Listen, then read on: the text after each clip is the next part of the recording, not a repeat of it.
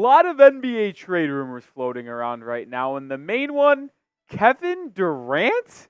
Does he want out of Phoenix already? Plus Dejounte Murray, could he be on the move from the Atlanta Hawks? The two main topics on today's NBA trade rumors video, and I want to make sure you guys never miss a thing when it comes to the trade rumors around the NBA. So the best way to do that, well, one, subscribe, but make sure those notifications are turned on as well so you get alerted when we drop a video like the one you're watching right now. About 2 months away from that trade deadline, do not miss a thing. I promise you won't regret it. Click that bell icon and make sure it's turned to on, and make sure it's on for all of the content we put out. You will not regret it. I promise you that.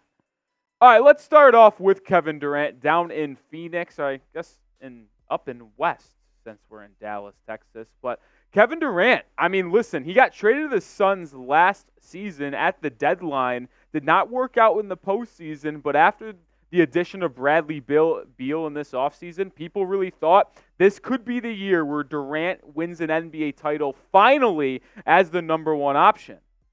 But the latest reports from Adrian Wojnarowski, shout out St. Bonaventure, suggest that he is frustrated with how this season has played out for the Suns. And listen, it's a very intriguing scenario here because we'll get to where they stand in the Western Conference, but they have certainly not hit their stride this season. Bradley Beal, Devin Booker, and Kevin Durant have really not played together this season due to various injuries between the big three. Specifically, Bradley Beal has been out for an extended period of time.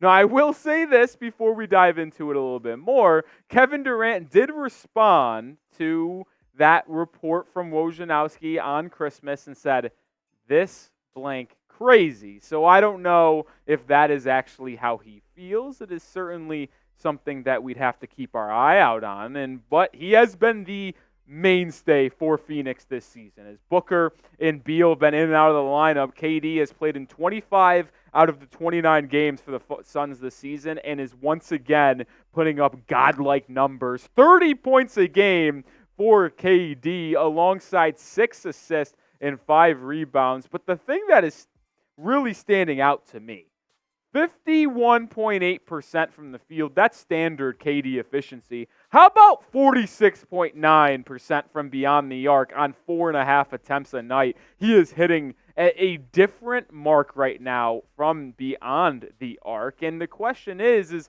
does he actually want out? Because when you're putting up those type of numbers, yet you find your team 14 and 15 and 11th in the Western Conference when you came into the season as a top 4 favorite in that Western Conference, there might be some frustration from KD's side. I'll talk more about that in just a second, but I do want to know if you guys believe Kevin Durant wants out of Phoenix. Listen, he's been tossed around the league ever since leaving OKC and Golden State and then Brooklyn, now Phoenix. Do you think he wants out?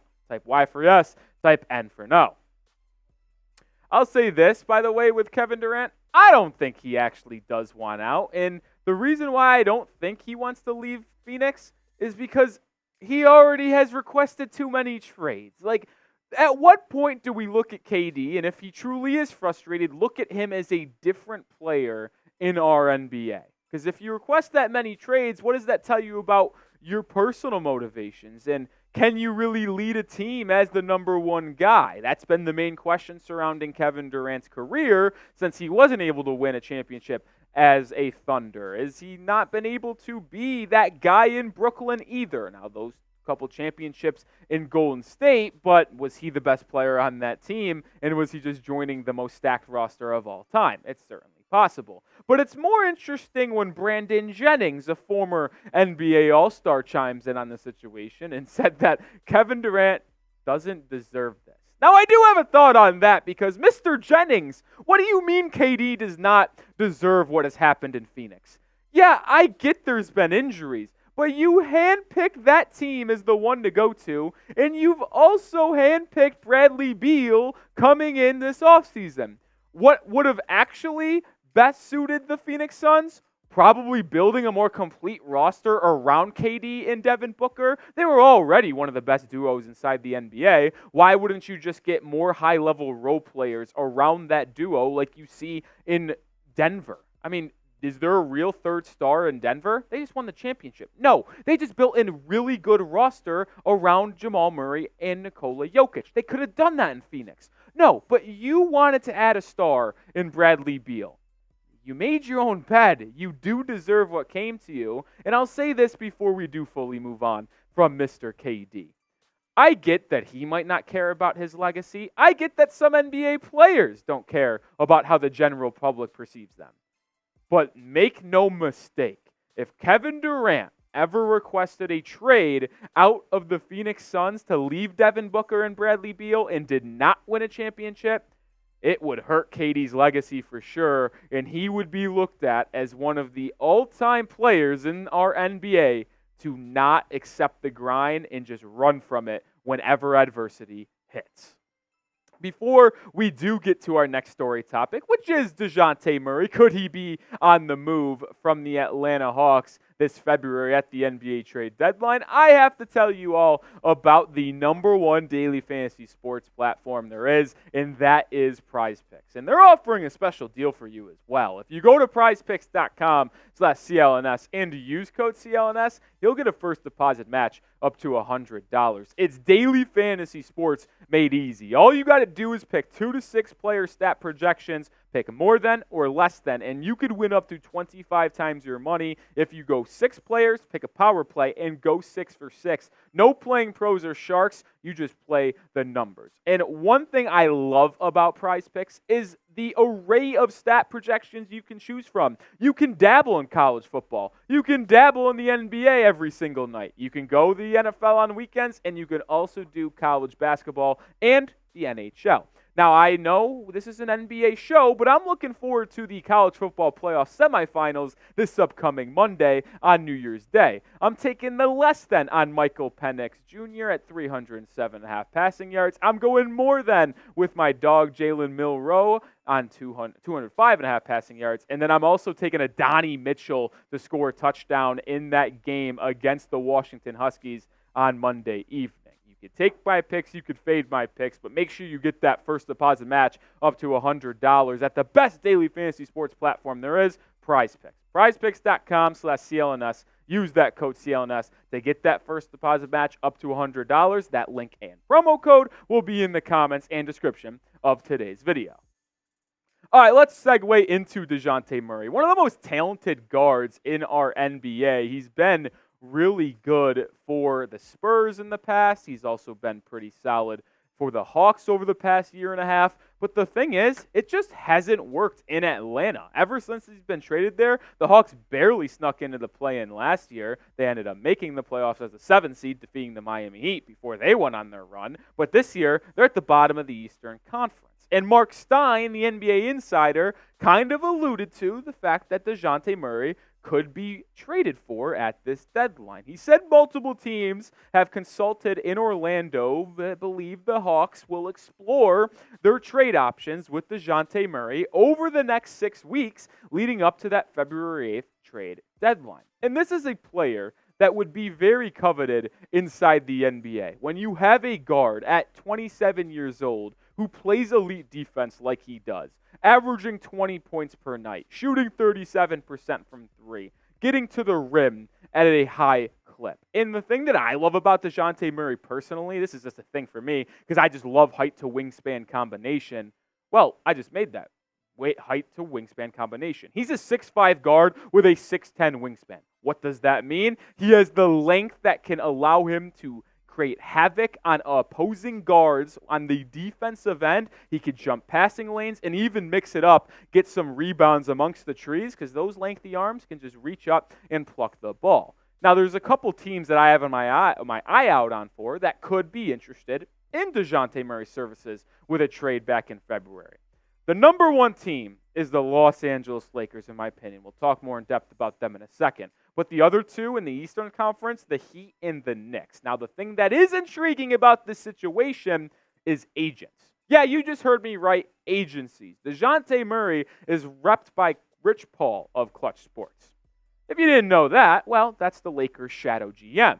But you look at the Knicks and the Heat, they don't really do business with Rich Paul and Clutch Sports that often. And speaking of the Knicks, Leon Rose, who runs that organization, is also coming from CAA agency.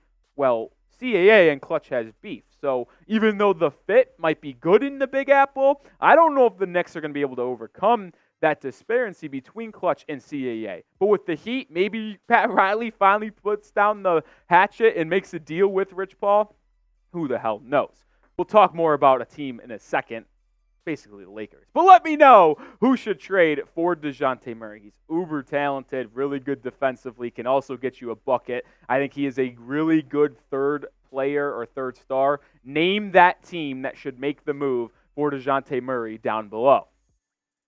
Well, I mentioned the Lakers, but so did NBA insider Shams Charania. He went on his show and said that the potential trade partner in the Atlanta Hawks could be a trade partner for the Lakers as well. Dejounte Murray is a Lakers trade target, and they might need to mix some things up because they've been in a real struggle as of late. Ever since winning that illustrious NBA in-season tournament against the Indiana Pacers, it has not been smooth sailing for the King in the LA because they are 2-6 since that December 9th game. And those 2 wins, well, one of them is against one of the worst teams in the NBA in the San Antonio Spurs.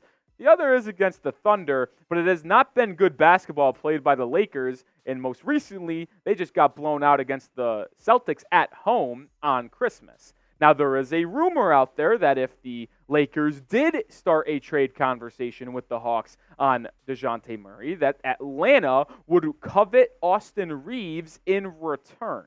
And now the question is, would the Lakers be willing to send Reeves to the ATL in exchange for Dejounte Murray? I absolutely would be as an unbiased party, but I know a lot of other people are high on Austin Reeves. I think he's a good basketball player, but when you consider how Dejounte Murray can change the game defensively as well as shoot the rock and play off ball, but also facilitate for others. I get Reeves as a fan favorite in LA and has had some big playoff moments, but Murray is a clear upgrade. And if you don't have to send that many first-round picks and you just got to send Reeves and maybe some salary filler, I think the Lakers should strongly consider that. That'll do it for today's video. Thanks for staying in throughout the entire video. And if you are here and want more NBA content on your daily basis, make sure you follow me on Twitter at Nic_Rohloff. I'm tweeting about the NBA every single day. And listen, I make some fun jokes too. I mean, my producer here, Jeremy Chuggs, doesn't think I'm very funny, but I like to think I am. So follow me over there on Twitter at Nic_Rohloff. I'll see you on the next video, and be on the lookout. Make sure you turn on those notifications.